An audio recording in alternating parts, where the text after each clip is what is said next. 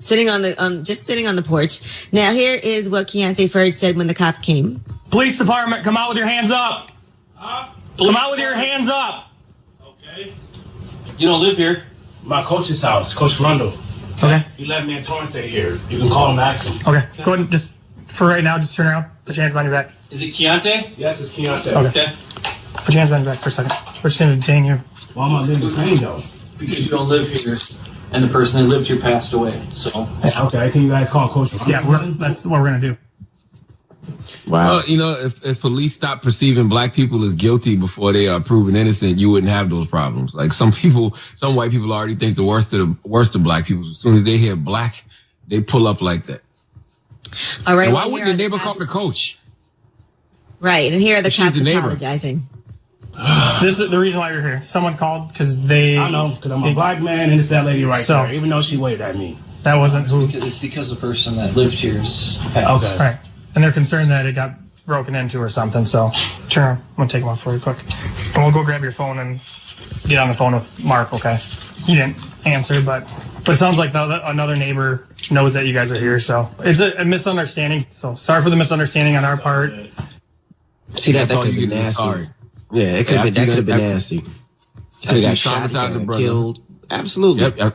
After you traumatize a brother emotionally and mentally, all you get is an apology. Jesus Son's Christ. drawn on you for doing nothing but being in the house. That could have went so left. Absolutely. And why wouldn't the neighbor call the coach? If you're the neighbor, don't you have the coach's number? You can't pick up the phone and say, "Hey man, are you expecting guests? Is somebody staying in your house?" And then she described them black with sweatpants on. She might not have had the coach's number because it's the coach's mom that used to live there. So maybe she didn't have the coach's number. I don't know. But if they're sitting on the porch, do you think that house is going to be vacant forever? No one's ever going to move in? And why does she notice his sweatpants? Why does she describe the sweatpants? They must have been gray sweatpants. Scared the hell out of that woman. She saw that and thought he was concealing a weapon. Like they saw you? You got a height, Charlamagne? All right. Well, that is front page news. Get it off your chest. 800-585-1051 if you need to vent. Hit us up now. Oh, who's this? Yo, what's up, MG? Hey, what's up, Trav? Oh my God, Trav. Hi, babe. Hey, what's up, boo? How are you? I'm doing good. Where's Charlamagne at? What up, sis? What's up, sis? How you living? I'm blessed, black, and highly favored. How you? Yes, I'm doing good. Listen, man. There's one person I just really don't like. Can I tell you who it is? Who? Who? Sean Stone, yo. Like, please. Oh my gosh. Man, no. I would never, ever do a podcast with him. I think he's fake positive. He still be calling up there fake positive. He still be calling up there boring as hell. Like, I would never do a podcast with him. I would never work with him, yo. I really don't like that man. I think he's fake positive. Sean, Trav, you already have his soul, bro. What more do you want? Jesus Christ. No, yo, like, this man just be, like, randomly bringing me up. I have not mentioned this man. This man, like... Or Charlamagne actually brought you up. He died in 2019. In December 2019, we had this man funeral. And he's still trying to bother me. But that's all I want this morning, y'all. Y'all have a very good morning. He gave me a message for you, Trav. He said peace and love. I thought it was peace and blessings. Peace and blessings, guys. Oh, peace and blessings. Peace and blessings, guys. Thank you. All right. Goodness gracious. Hello, who's this? Hey, peace and blessings, guys. How you guys feeling today, man? Oh, my gosh. Wow. We were just talking about you. Either this is the way God wants it, or we really need more callers in the morning. Goodness gracious. Because I'm the number one fan, man. Well, listen, actually, man. We just want to tell you, Trav. No, don't say it. Hey, I didn't want you to say it. I wanted to see if he brought him up randomly, but go ahead, Sean. Oh, shout out to Trav too. But anyway, I just want to say happy belated birthday to myself. My birthday just passed on the 20th of September. And, happy born day. Happy belated. Thank you, Ken. Yes, bad bitch birthday. Yes. And also I want to shout out my mom and my dad because their birthday was on September the 13th and 14th. And shout out to you, Mom and Dad, Angela and Alec. And also I want to shout out my son with the Zoom meeting. He's getting comfortable with it, man. When he first started, he was all over the place. His attention was all over the place. And I want to shout out his mom because right now she's staying home to help him out with school. And I want to thank that Black Queen for doing a good job, man. Because it's not easy. It's not easy, brother. Not easy. And Charlamagne. Yes, sir. remember I talked to you about the podcast, right? If I did have the opportunity to name the podcast would be named Face to Face, and the podcast would be like be more Bible based. You know what I mean? To talk about the where we're from spiritually according to the Bible. You know what I mean? I do have some faith-based podcasts coming on the Black Effect Podcast Network. I had some faith-based podcasts originally scheduled to launch with the Black Effect, but we didn't get the negotiations done in time. But I definitely have some faith-based podcasts coming. Okay, mine is totally different because according to mine, it tells you that spiritually, before we lived here on this earth, we lived in heaven. You know what I mean?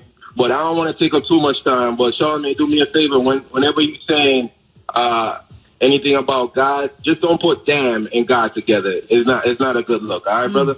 Peace and love. I get what you're saying, but when I heard Trav body you in that freestyle last year, man, I had to say, God damn. Oh my goodness! All right, it's just not a good thing spiritually, brother. Well, Trav called this morning for you, and he God knows my about the podcast. But I mean, I'm sure you hear about it later. You have a good morning, though. Okay, I think Trav have a crush on me, man. So shout out to Trav, man. I don't go that way, but I'm cool with Trav, man. I don't got a problem with Trav. I have to blame my family, and I still love them, man. All right. All right, well, that's not what he said, but all right. Whenever a man says I don't go that way, but shout out to him, that means he's willing to go that way. That's right. 800-585-1051. Get it off your chest. Oh, who's this? Hey, what's going on? This is Frankie. How are you? What's going on? Hey. Get it off your chest. What's happening, man? Hey, I got to talk to you about that story you just had on there about the cops being called on the black guy at the front of the house. Yes, sir. Yes. So let me ask you a question. How is the cops supposed to go into that situation? I mean, they sounded like they were professional. The guy was willing to, accommodate them. He allowed them to do their job. He wasn't confrontational. And, he was saying how that could have gotten so bad and somebody could have gotten shot. But, I mean, everybody... They didn't have to put him in handcuffs. They could have checked out his story first. He told them, like, hey, could you call Coach such and such? This is his house. We're the guest here. They could have called the coach and verified the story. They would have definitely did that for a white woman. They would have definitely did that for a white man. Listen, how do you know definitely? You guys always speak in the definitive. Because we heard a story yesterday of a woman who took off on a high-speed chase from the police after telling them she's not going to jail. When she said, when they said, hey, we'll put your hand behind your back, we're going to arrest you. She said, nope, and sped off. Nothing happened to her when they finally caught her several blocks later. Well, I do want to just note one thing from what you said from how I reported the story. When I said things could have gone left, that was more on behalf of the woman calling the cops on people just because she saw two black men in a house that was sitting on the porch. She didn't see them breaking in a window. She saw them sitting outside. They'd clearly been living there for a few days. She waved at them, so she could have just engaged. So I was referring to her calling the cops for that purpose. But I mean, again, it just always seems like it comes down to this definitive, if it was a black man versus if it was a white man. And I just think that, you had to go to like Wisconsin or something to find that story. So, I mean, I'm sure if I scoured the, newspapers of every state, I would find, stories to the contrary. So all I'm saying is that it's not a definitive. It's not a definitive because the cops were white and because the guy was black. Sometimes cops are a little more cautious. Sometimes cops are a little more aggressive. It's a people problem, not a color problem. Right now I'm thinking more about how they felt, though. So imagine you were in your house, just minding your business where you're supposed to be, and the cops come in and draw guns on you and handcuff you. Just imagine how traumatic something like that is and how that would make you feel. There's no doubt about it. I agree. That's what I think about. But you have to understand, the cops are going into this situation, okay, expecting the worst, hoping for the best. They are going to a house where they're told the person that is there is not the owner. The person that called... They didn't have to put him in handcuffs, sir, and you know that. Have a nice day. Thank you for your call, because we can't talk about this all day. I don't know. And I will say, I don't know what the protocol is, and the cops did seem polite the way that they were speaking. And the problem is the lady called the police on some individuals that she didn't know and didn't see, which I understand too. Lady looks in the house, I don't know who they are, but just the way that it was described, they were described, they weren't doing anything. And like you said, they could have called the people that own the house. Hey, there's some people here. You just don't call the people because you see black people. That you don't. How about when you finally get to the house, and once the black person gives you a story, how about following up on that story? Right. You don't have to put him in handcuffs. Mm-hmm. All right, get it off your chest. 800-585-1051. We got rumors on the way, Yee? Yes, and where do we start? Well, let's talk about a person who is voting for the first time in this election, and he didn't even know he could vote. So we'll explain that. All right, we'll get into that next. Let's get to the rumors. Let's talk people that are voting for the first time. Listen up. It's just in. All the gossip. The Rumor Report. With Angela Yee. It's the Rumor Report. The Breakfast Club. Well, Mike Tyson is 54 years old and he's never voted before, and he's going to be voting for the first time this year. He tweeted out, "This will be my first time voting. I never thought I could because of my felony record. I'm proud to finally vote." And then he put up a link to register to vote, and he hashtag National Voter Registration Day because he was convicted and sentenced to 6 years in prison. And that was back in 1992 for rape and 2 counts of deviant sexual conduct. And that stripped him of his right to vote. Now, a lot of state laws throughout the U.S. rule felons ineligible to vote. And about 6 million Americans, which is 2.5% of the nation's voting age population, couldn't vote in the 2016 election because of felony records. But right now, there's been a movement toward restoring convicted felons their right to vote on a state-by-state basis. So in Nevada, they signed a law to restore voting rights to all persons convicted of felony upon release from prison in 2019. All right, now Snoop Dogg, in the meantime, has teamed up with Rock the Vote and One Vote Closer as a social initiative, and this is the first election he's voting in. He said, "How the system is set up, I honestly didn't know that I was allowed to vote. Based on my past history, my record has been expunged. So I'm going to be out here this election. I have to get involved as I'm looking around at what's happening in the world right now. I know that we need to make an immediate change and we can't sit back idle," which is why, along with One Op, I partnered with Rock the Vote and One Vote Closer. And he said he's going to be using his influence to let people know the only option is to get out and vote. Oh, salute to those brothers, man. Drop on the clues bombs for Snoop Dogg and Mike Tyson. If they found a reason to vote, I'm happy that they're voting. All right, now Ray J is talking about filing for divorce. And, you know, he filed for divorce and Princess Love found out about it the same time we did online. And here's what he had to say when he was on The Real yesterday. Did you tell her? No, I didn't. When you're in your own relationship, sometimes you do things spontaneously. Sometimes you move too fast. Sometimes you make mistakes, you know what I mean? And so I'm not saying that that's what I did or I made a mistake, but I don't know if I did make a mistake. I don't know, you know what I mean? You know, I have every right to just not know, you know, and still just try to figure it out. Now, Jeannie Mai then pressed him about whether or not he wants to be married, not just be with his family, but be married. It seems like you want to get back together. Do you want to get back together with Princess? I mean, I want to be with my family. Yes, but I want to know, do you want to be married? The kids, yes, but you have to have a happy family from a happy, stable, loyal marriage. And do you want a happy, stable, loyal marriage? That's the happy family part. Yes.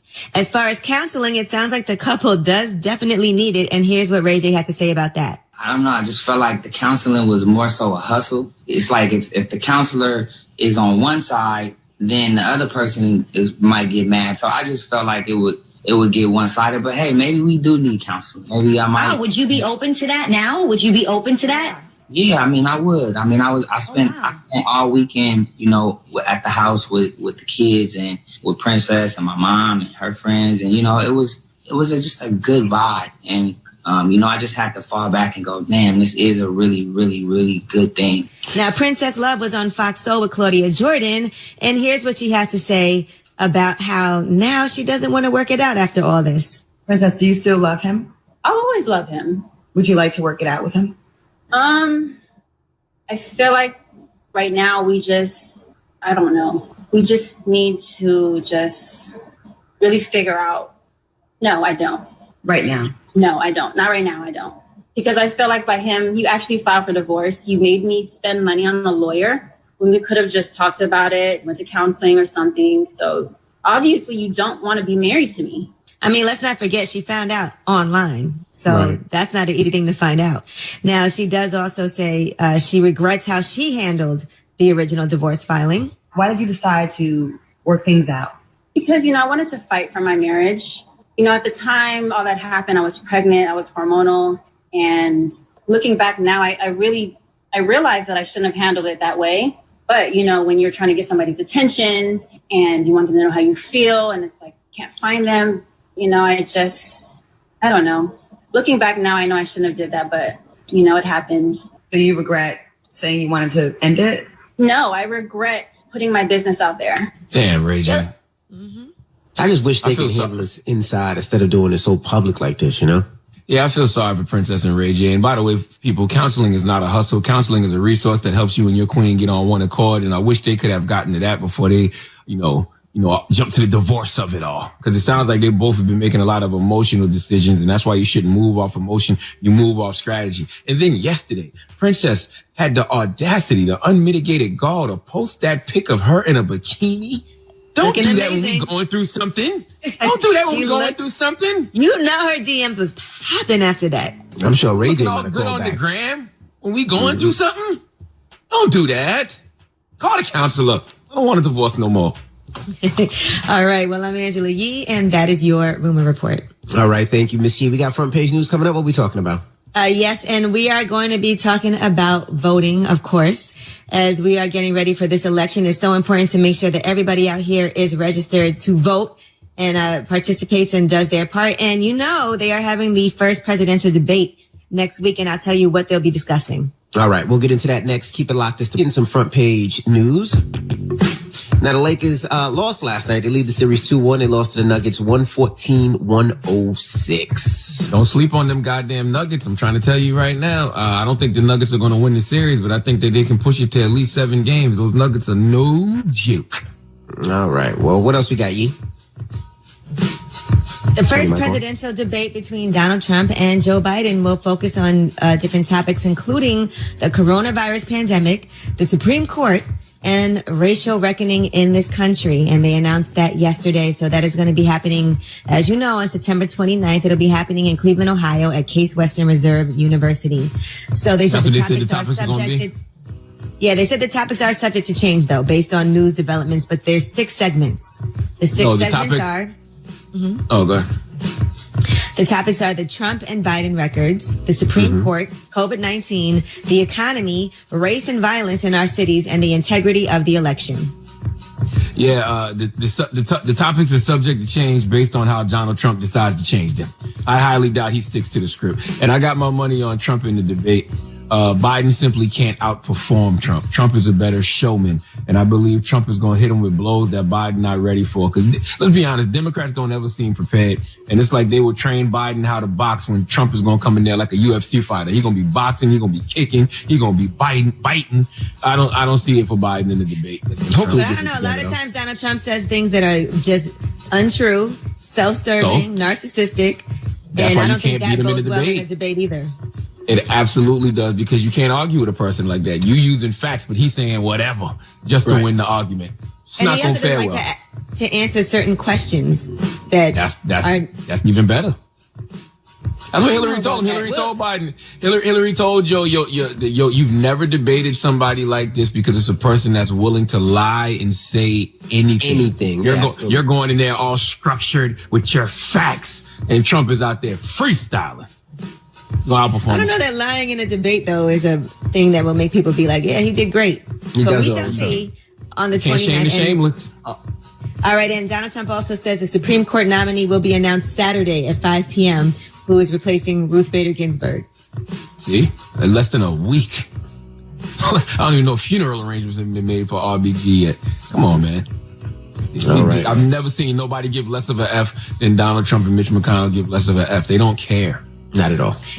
And that's why I tell everybody, and we've been saying this, and I know yesterday we've been talking about this, but every single day, make sure that you are going to vote. Make sure that you are registered to vote. If you have any questions, or if you want to know how to register to vote, what key dates are, election reminders, you can go ahead and text Levi's, Levis, to 788-683 and get all of that information. But we need to make sure that everybody is out here voting. We told you earlier, Mike Tyson's voting for the first time in this election. So is Snoop Dogg. And make sure you exercise your right. All right. Authorities have arrested 3 men and 1 woman in connection with the death of a black man. His body was found burning in a ditch in rural Iowa. Yes, one of the men arrested is 31-year-old Stephen Vogel. He's white. He was already in jail on unrelated charges, and now he is facing charges of first-degree murder and abuse of a corpse, according to the Department of Public Safety in Iowa. So authorities received a report of a fire in a roadside ditch, on last Wednesday, just after 5:30. That man was identified as 44-year-old Michael Williams of Grinnell.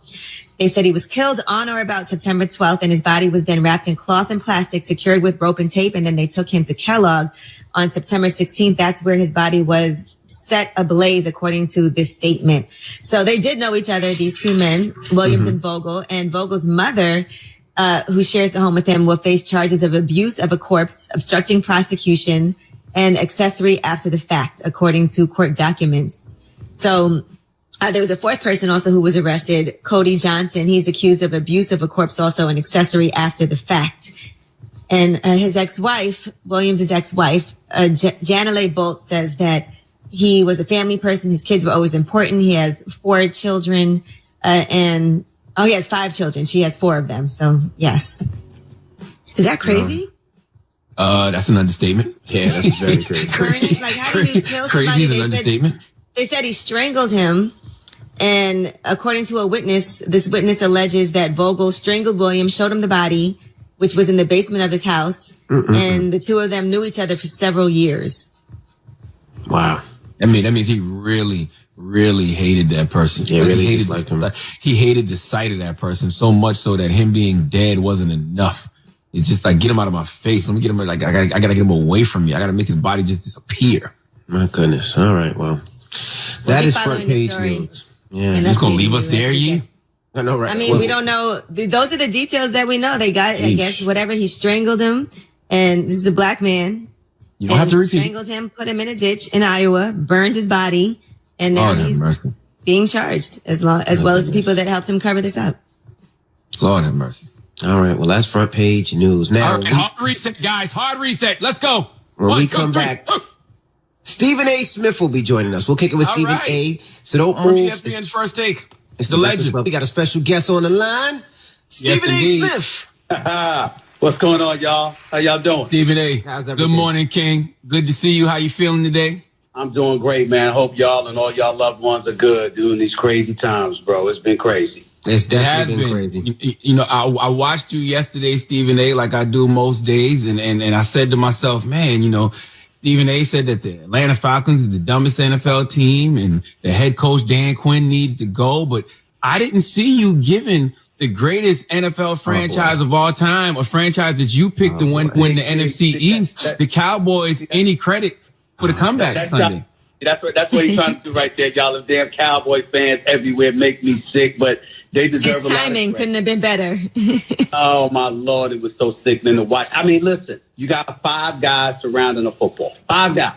And they were treating it like they punted the football off to the other team, and they were waiting for the football to just go so they could get better yardage. No, you're supposed to pounce on the football. And they sat around and waited. And that's how Dallas won the game. I thought it was one of the dumbest, if not the dumbest play that I've seen by an NFL team.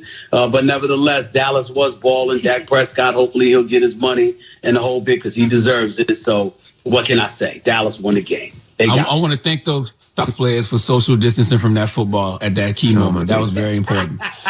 What do you think about these head coaches getting fined for not having their masks on properly? I think that it's appropriate because the NFL has to be a stickler. You got to understand that if you come down with a few positive tests, it could ultimately stall a season. And so the mentality is that the players are one thing because they out there balling and they're getting tested and what have you, even though the coaches are going through the same thing. The bottom line is you want to send the right message that, you know what, wear your mask. Engage in social distancing to the best of your ability. And the NFL has got to do, you know, they've been doing a great job of doing just that. And they don't want to get lax with the rules because they don't want the season to be potentially compromised. And it's something that the coaches have to adopt. So I understand where they're coming from with that. Right. Now, the Greek Freak. Let's start with the Greek Freak. NBA. Is he moving on? Is he staying with Milwaukee? Is he going to? My son thinks that he's going to the Golden State. That's what my son is betting on that. What are your thoughts on the Greek Freak? First of all, Golden State, I don't think they have the resources in order to get him. You can look at various other teams. I mean, he ain't going to Atlanta or New York in my estimation. Miami could be a possibility. You never know what Pat Riley could pull off. I personally would like to see him in a bigger market, but nevertheless, it really comes down to whether or not the Milwaukee Bucks can get him that bona fide number 2 dude. Middleton can ball, don't get me wrong. The problem is that he's not the guy that you can rely upon night in, night out to do what he did. I think it was like in Game 4 against Boston, where he dropped like 26 and said, put it on my shoulders. We don't have the Greek freak. I'm going to handle my business here. He's not that guy on a night in, night out basis. And if you're the Greek freak, that's what you need, because with all of his great numbers during the regular season, the bottom line is that he's compromised as a perimeter shooter. And come playoff time, defenses hustle back. They turn you into a half-court offense, and you got to be able to hit perimeter shots. And if you can't do that, you're not going to win a championship. So you need somebody else to be able to do that. That's why he wasn't my MVP. That's why I had LeBron James as my MVP. I was one of the 16 dudes, evidently, who voted for LeBron James to be MVP because he was balling out all season long. They had the number 1 seed in the West. And more importantly, he's got a proven track record. You know that his limitations are not going to show up come playoff time. Do you think we've reached a point where we started to take LeBron James' greatness for granted?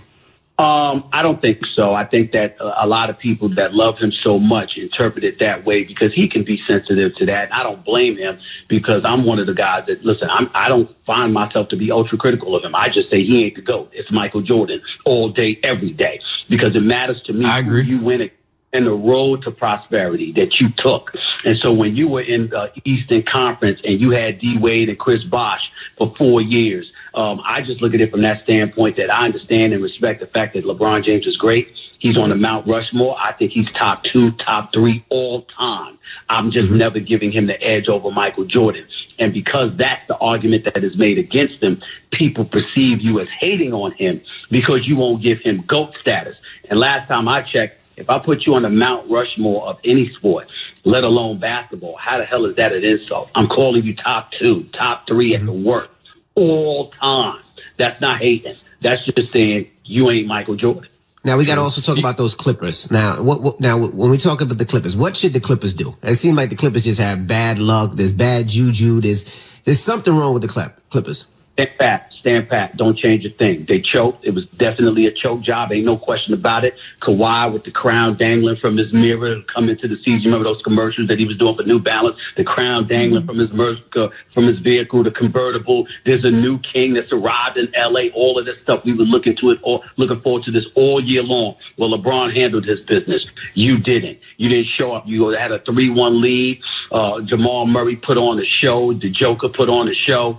They won games, 5, 6, and 7. They took you out. Jamal Murray drops 42 in Game 7. You're supposed to be an elite defensive team. If you're struggling offensively, okay, fine. How the hell does that explain him giving it to you in a Game 7? Him, Paul George, love Paul George. That's my man right there. But it was a choke job by everybody involved. What I would say to you is this. I'm the billionaire Steve Ballmer. I got a team in in L.A. Everybody wants to be in L.A. We don't like the taxes in L.A., but we love being in L.A. That's a weather tax right there. Ain't nobody trying to leave. I'm going to sit up there. I'm going to stand pat. I'm going to say, all right, it was the bubble. Season got interrupted. Stymied the momentum. Some of y'all didn't even want to be here. You wasn't focused. Lou Williams, 2-time Sixth Man of the Year. We all know Lemon Pepper Lou. We know what happened with Magic City. Him going there, that wasn't smart. All right, but he's a good brother, and the people make mistakes. You move on from there. They got the talent. I make them stand pat. I keep everybody in place, including the coaches, and I let them know, you love L.A., you want to leave? Because I promise you, you don't win this year, I'm getting all of y'all up out of here. That's what I do, and I put them on notice, and I make every single person on that team come back to claim what should have been theirs in a lot of people's eyes this season. Do you think that if the Lakers win this year, which I think they will, is there an asterisk on the championship this season? Not to me.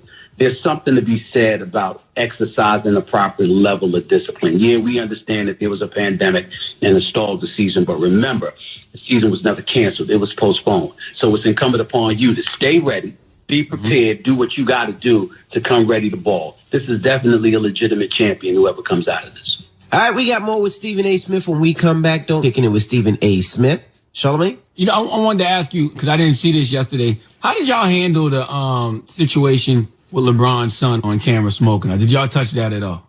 We didn't touch that. At all. First of all, I really didn't even know about it. I'm not going to front. I didn't know about it. But secondly, and more importantly, chances are, Charlamagne, I wouldn't have said anything. That's his kid, and I'm very sensitive to stuff like that. I'm one of those guys that I really have a problem but how much people publicize him when he's out there playing ball and stuff like that, because his dad is still playing. And so I don't like to invite that kind of scrutiny on a kid. Let the kid be a kid as much as we possibly can. If you see him balling out there and you want to comment about his game a little bit or something, that's one thing. But I try, I do everything that I can to avoid talking about people's families and things of that nature, people's personal business and stuff like that. It's unfortunate you end up in the police blotters. Sometimes we have no choice. But outside of that, you just do what you can to make sure you remind everybody you're human first. He's a kid, and obviously it wasn't the wisest thing to do if that happened. But, we've all been there. We've all made our mistakes, and, his dad will handle that. That's not for me or anybody else to get into as far as I'm concerned. I just have one last question, too, about Maria Taylor from ESPN and the reporter that actually got fired from his job for tweeting about her outfit. So how much more difficult do you find that it is for women who get scrutinized who are actually covering sports? It's always been more difficult for women, to be quite honest with you. I will never veer away from saying that there's not much harder in America than being a black man. But being a black woman, obviously, is incredibly, incredibly difficult as well. Maria is class personified. She's an incredible talent. She's somebody that I know pretty well in this business. She's a star on the rise. Unfortunately, that radio host decided to do what he did, and he lost his job because of it, because you just find yourself scratching your head at the kind of things that are on people's mind. And more importantly, their willingness to go out there and just say it. I mean, it's bad enough you're thinking that way, but how about shutting the hell up and not saying a damn word and just minding your business? But when it comes to women in this business, there's so many stars. I mean, Jemele Hill was a sensational talent for ESPN, and I miss her being at the network. Kerry Champion used to host First Take. She's a sensational talent. I miss her being at the network. The list goes on and on. But I would say this, just as black men have to watch every single thing that we do and be mindful and cognizant of the stereotypes and things of that nature that people are going to put out there about us, women have to do the same thing. That's not to say Maria Taylor did anything wrong, because she did not. But it's just pointing out that you got people out there that have agendas, and they're hell-bent on stymieing you at every single turn. Be mindful of that, because they're just giving you an indication of what other people in the positions of power might be thinking, but might be smart enough not to say. Now, this is HBCU week, and I'm noticing that a lot of players are going to HBCUs. A lot of athletes are deciding not to go to your typical schools and going to HBCUs. What's your thoughts on that? I love it myself. What are your thoughts? I'm loving it as a graduate of Winston-Salem State, which is an HBCU. Obviously, I'm loving that as well. And, it's especially that cat that elected to go to Howard University. He's got tremendous potential. He could be a lottery pick in the NBA draft. So I think that was a great thing as well. And, HBCU week is something that we did last year. We had over 1,200 people registered, gave out $4 million in scholarships last year. This year, over 5,000 people have already pre-registered. And so, I mean, when you look at it from that perspective and think about the kind of opportunities that are available, I tell people this all the time. Me going to an HBCU, I was surrounded by support. And you can't put a price tag on that. You can't measure the significance of that. Just imagine, like I said, y'all seem to have great relationships. That's why y'all show is so great. Imagine coming to work every day with somebody that you don't like, you don't get along with, you don't vibe with, you have no chemistry with. It just makes that climb that much harder. Well, it's the same that applies to young kids, particularly when they're in pursuit of their education. If you go to a university and you don't have that support base, that foundation, those people to be cheerleaders and mentors and to lift you up when you fall, the task or the road to prosperity can be significantly harder to claw your way through. And so for me, going to an HBCU, that's what it did for me. And that's what I try to preach about it to everybody. That's the joy of going to HBCU. People who look like you, people who share your cultural background, identity, and all of that stuff, who know what you're going through, who understand it, who are there to lift you up, to motivate you, to push you. All of those different things are incredibly important. That, to me, is the significance of an HBCU. Of course, the education comes with it. You don't get all of that. But that, to me, is what the key is. You mentioned Makur Maker, and I know you got to go in a few, but you mentioned Makur Maker. How can college athletes committing to HBCUs, change things for HBCUs?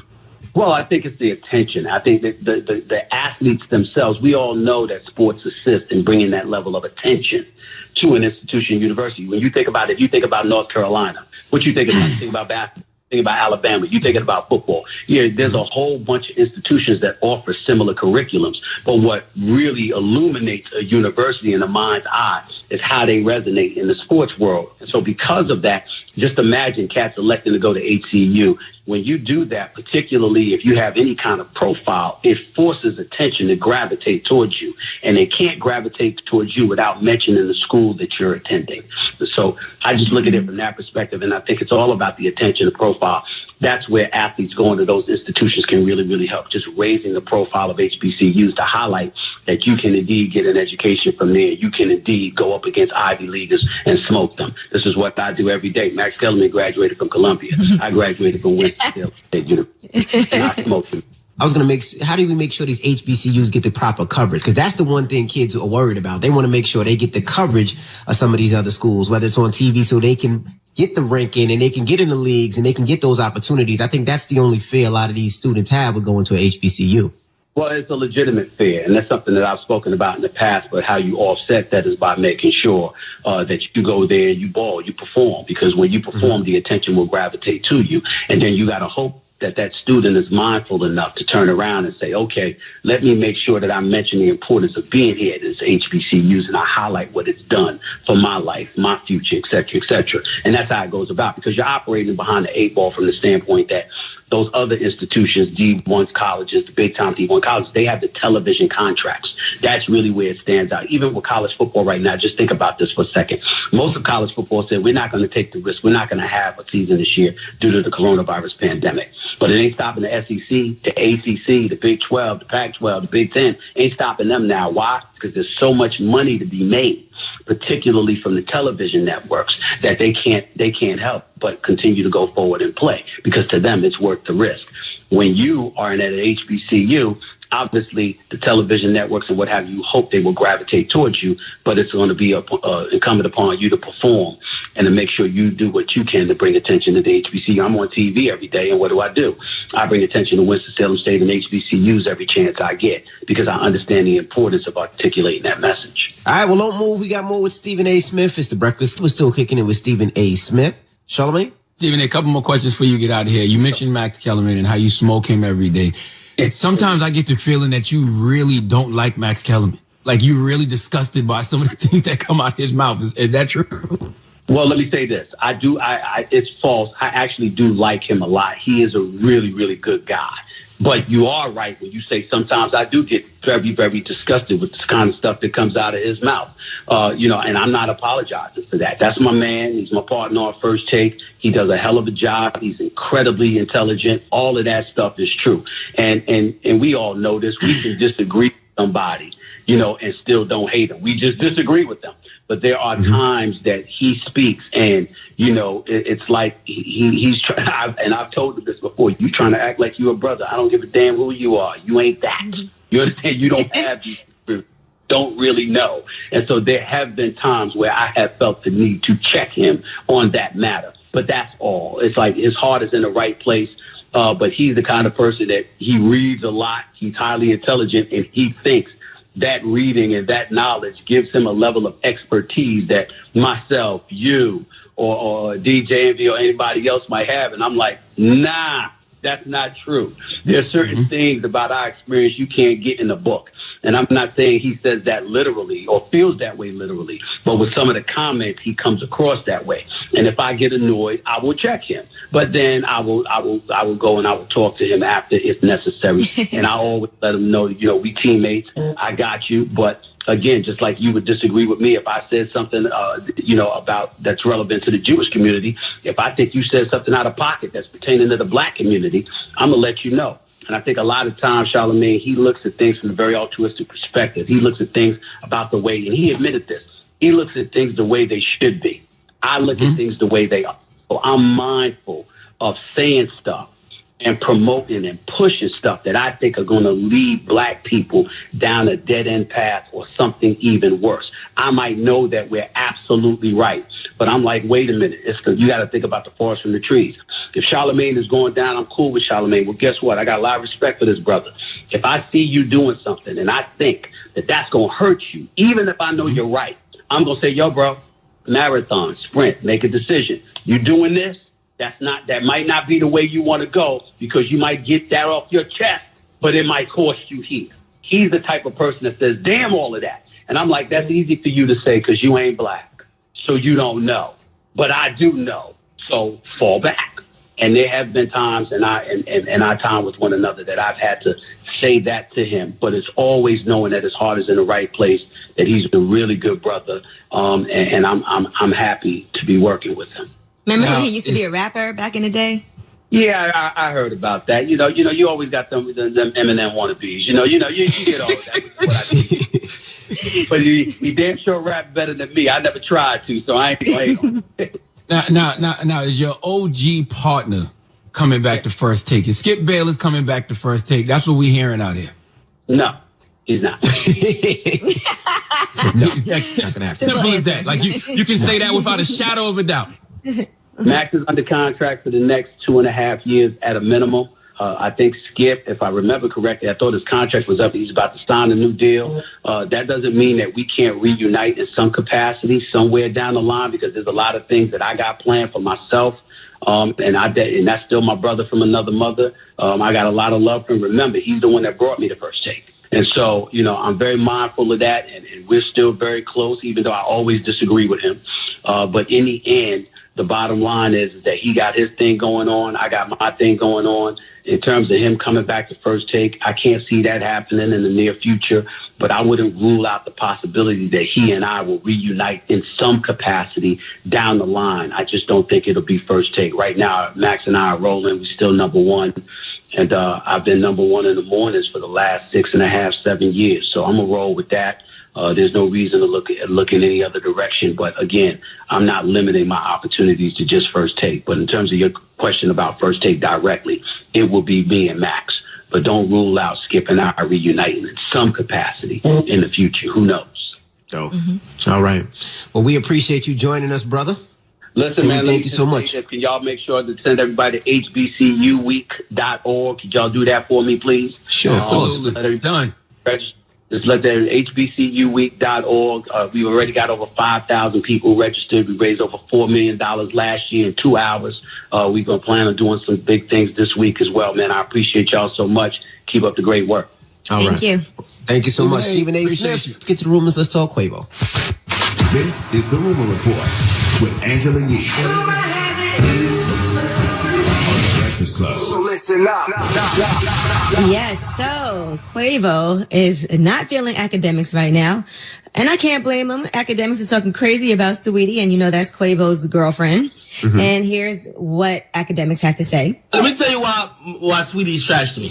Saweetie is only a cute face that number one doesn't write, but a lot of women do. It's fine. Yeah, true. But she's remaking old songs.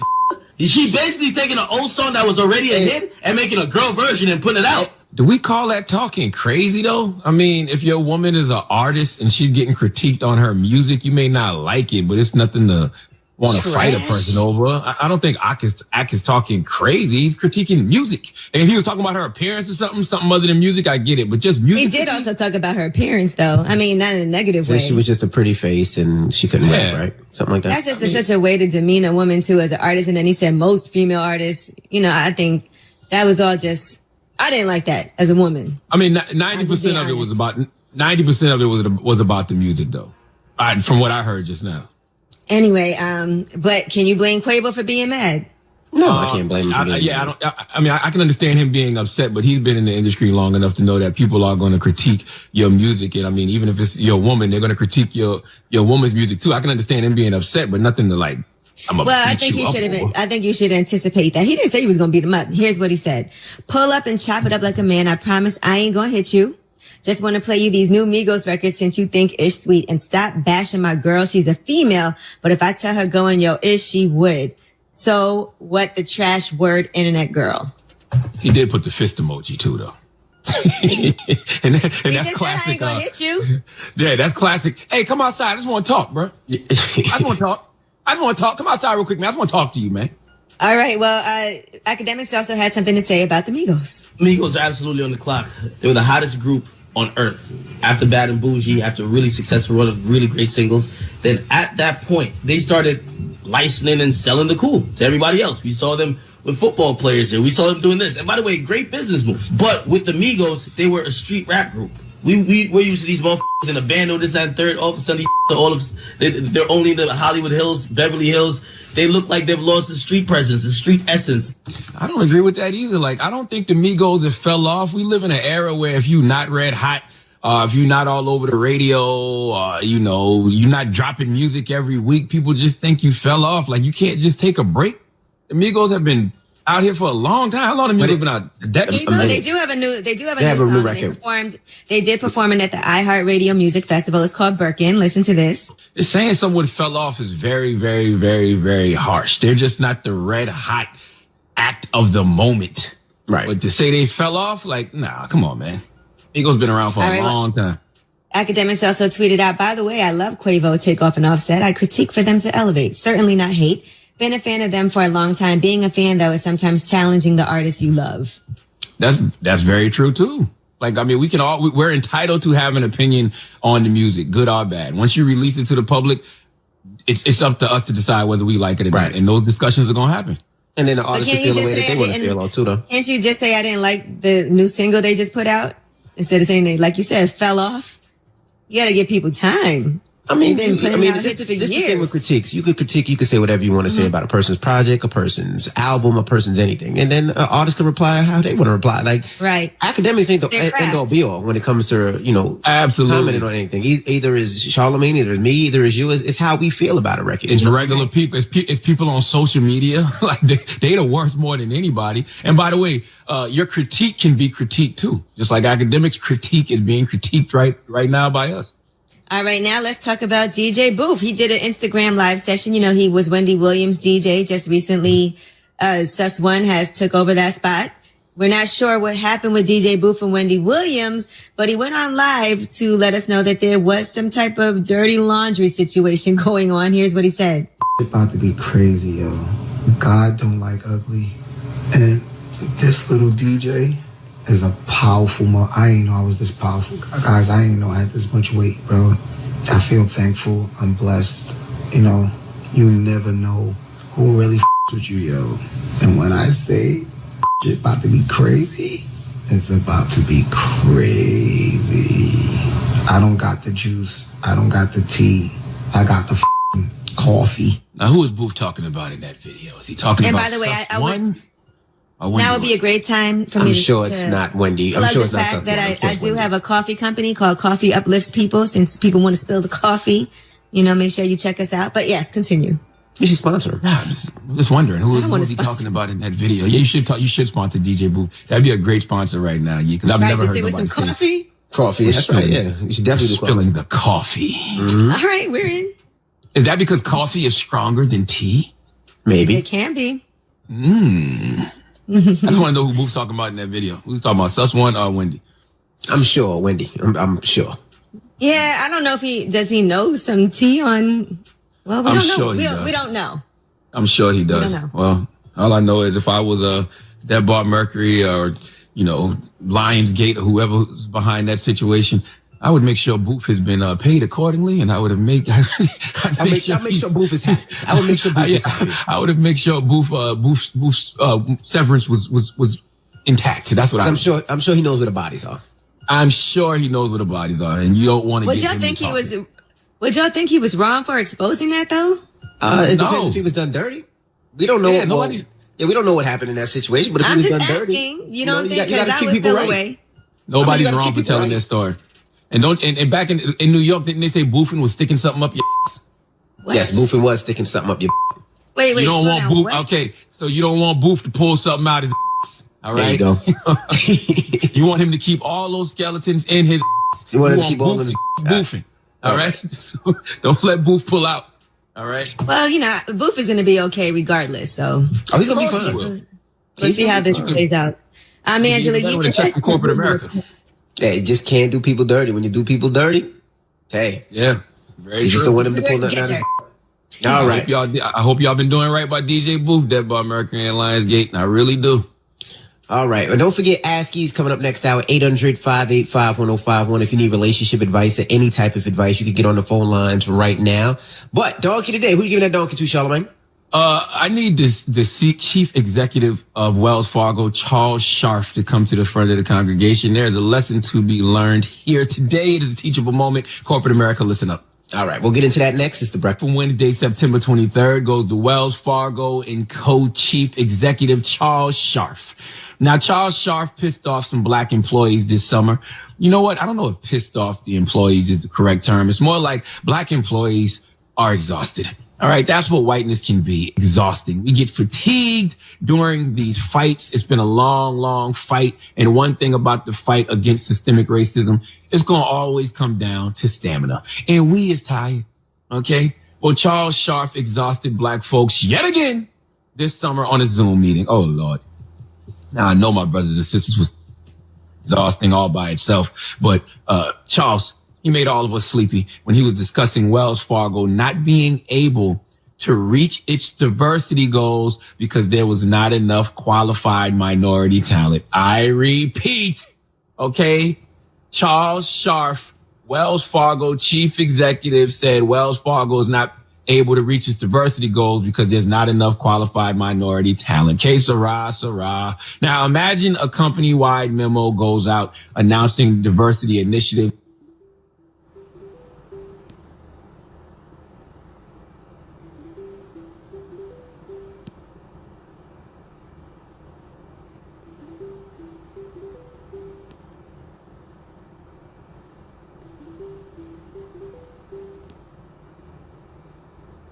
But y'all simply don't exist. Can you imagine an NBA executive saying that? Of course you can't, because it doesn't happen. Even when the talent pool is so-called low in a draft, they will draft someone, all right? They will draft a lot of people. You know, somebody gets the opportunity. Hell, Charles, all those mediocre mayonnaise-flavored mammals y'all put in leadership positions on a regular basis, y'all will scrape the bottom of the Hellman's jar when it's empty to be able to spread that thick, cold sauce all over a company. But when it comes to black folks, we simply don't exist. Story of our lives.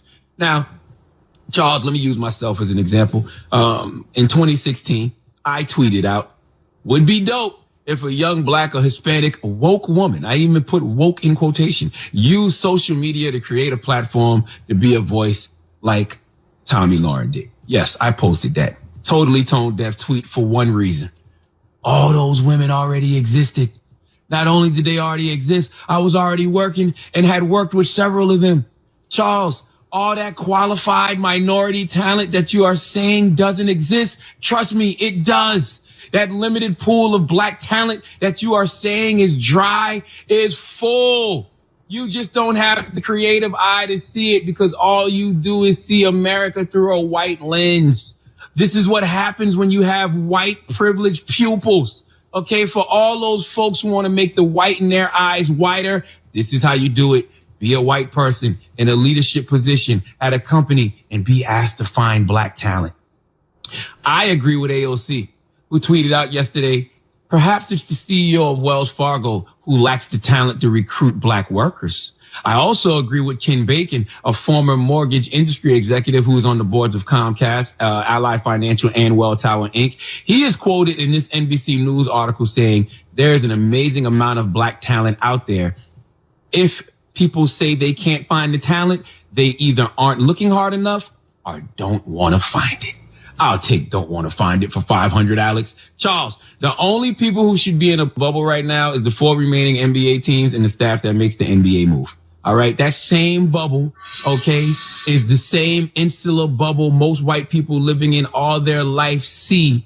Okay. When I was young, my mother encouraged me. In fact, damn near demanded that I read things that didn't pertain to me. Therefore, even on a dirt road in Moss Corner, South Carolina, I knew other people's cultures and places existed. When she told me to read things that didn't pertain to me, I immediately started reading Judy Blume and Beverly Cleary. Ramona Quimby and her family introduced me to the white middle class. Okay, Margaret from Are You There, God Is Me, Margaret, made me realize white people believe in God and actually called on God for help. I didn't know. I was a kid. I thought white people called other white people for help, not God. The moral of the story is when you're black, you're forced to know what's going on with other races, especially the white race. If not for anything else, survival.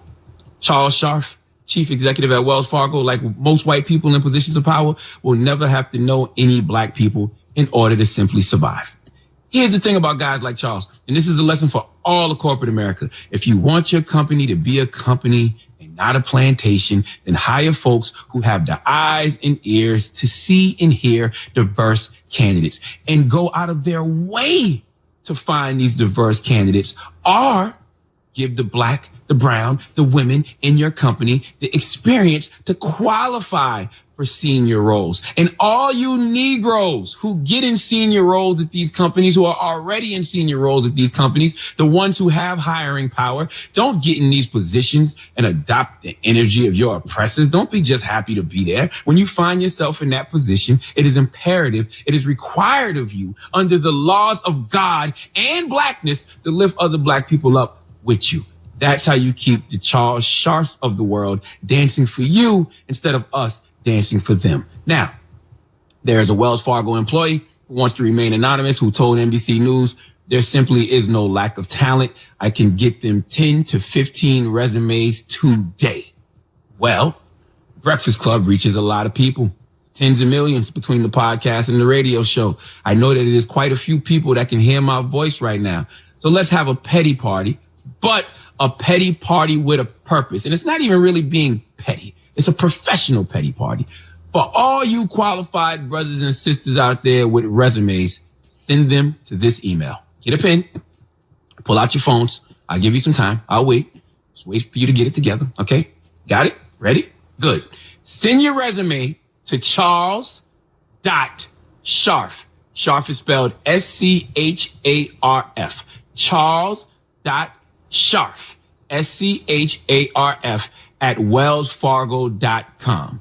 Charles.Scharf at wellsfargo.com. Tell them you were referred by me, Uncle Charlotte, Charlemagne the God, Leonard McKelvey, whatever you want to call me. Tell them you were referred by me, and in the subject, put qualified black in all capital letters. See, Charles needs to know we exist, because once he knows we exist and he's flooded with tens of thousands of resumes, he will have no corporate excuses to cover his potential racism in the future. Oh, the mayonnaise was heavy with this one. Please let Kathy Griffin handle my light work. Please give this giant jar of mayo the biggest hee-haw. All right. Well, thank you for that donkey of the day. That's right. Please remember Charles.Scharf at wellsfargo.com. Scharf is spelled S-C-H-R-F. Please send him your resumes with the subject qualified black. Use me as a reference. Thank you. All right.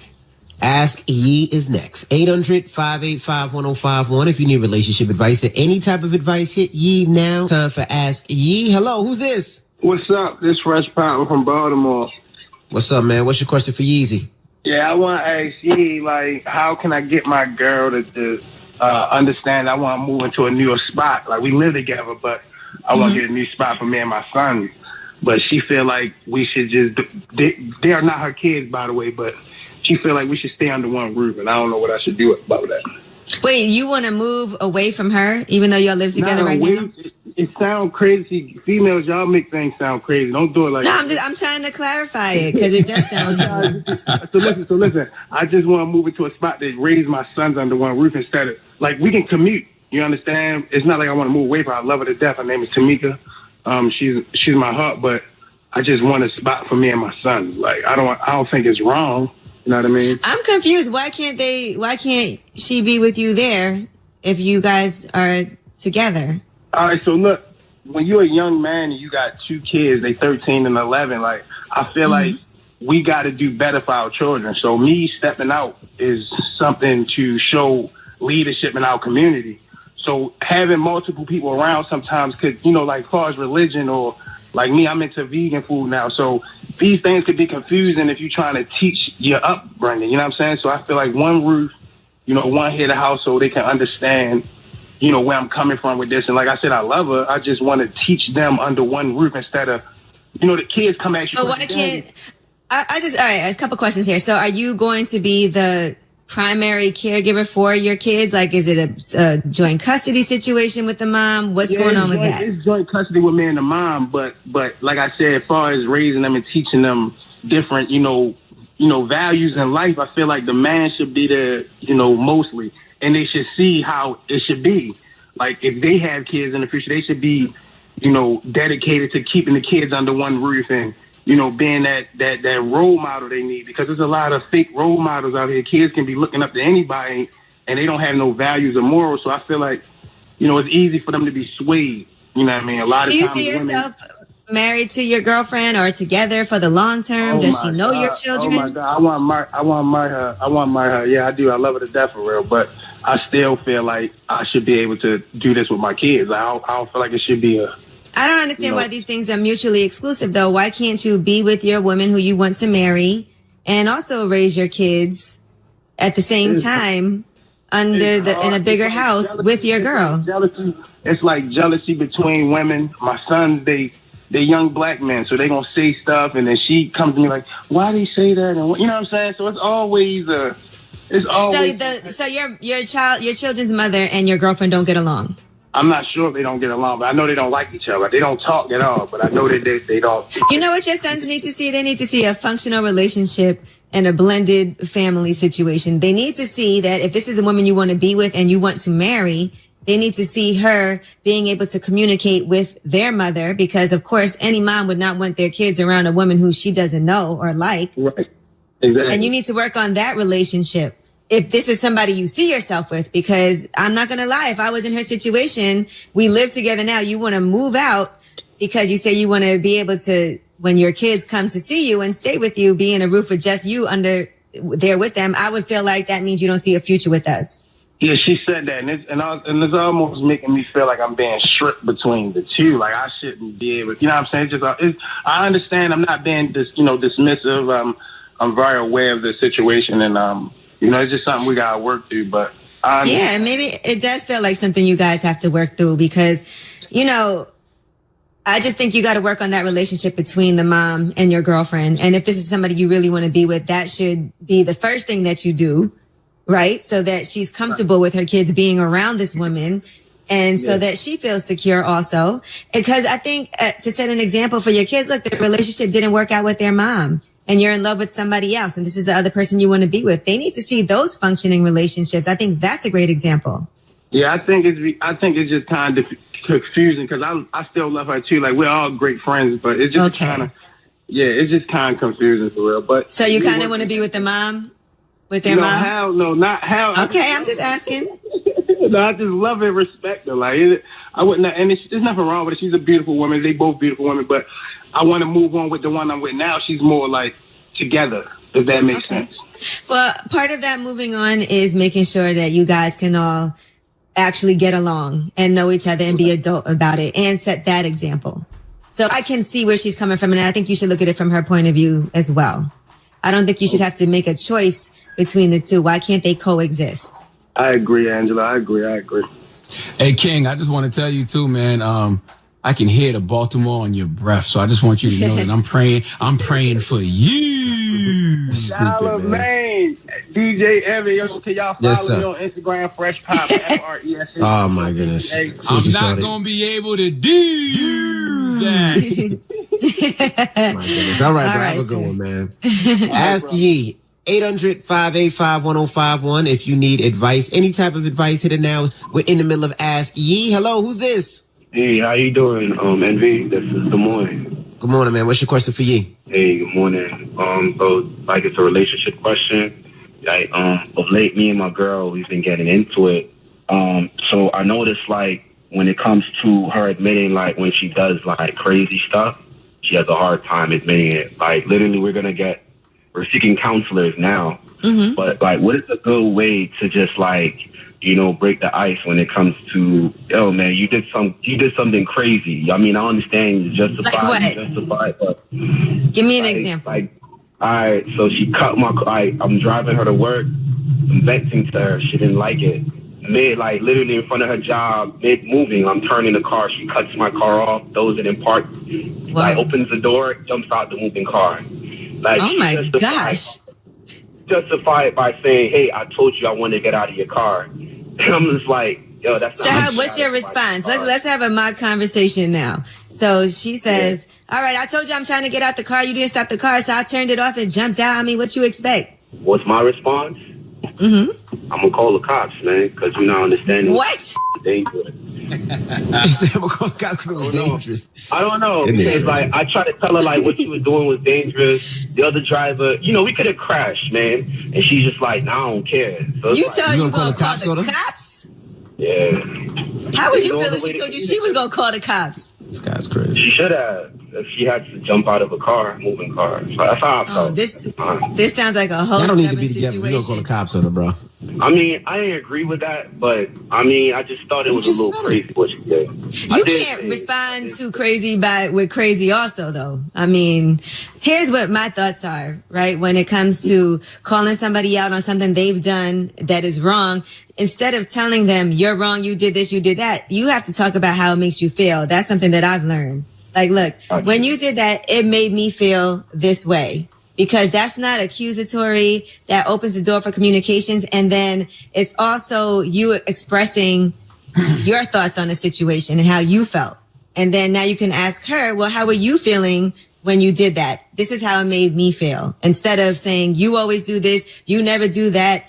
That's accusing. You have to say, okay. And I think that's the best way to start, is just talking about your own feelings, your own emotions, why you have some concerns. Because it feels like things blow up into a bigger situation. She does something, then you do something to be even worse. It's like a tit for tat. Pretty much, yeah. But tats are really big tats. But see, look, and here you are again. You got to take responsibility too. Like, what are you doing that contributes to her behavior? Not that she's right, but that doesn't mean that you have to be wrong as well. Because that is you do this, so I do this. And then you did this, which was worse than what I did. And she's looking at it like, no, what you did was worse than what I did.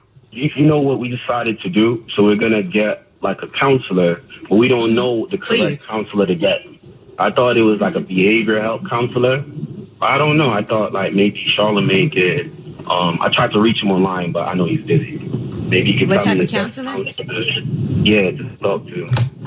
I go to therapy, bro. I go to therapy every week. I've done couples counseling before with my wife, but that's not a frequent thing that we do all the time. I do my own personal self-work every week via a therapist, though, and a sacred purpose coach. But yeah, I think you guys need couples counseling. And I will say for yourself, what might help in your conversations is if you do own up and take responsibility for what you do. You can say, I know that my reaction was wrong.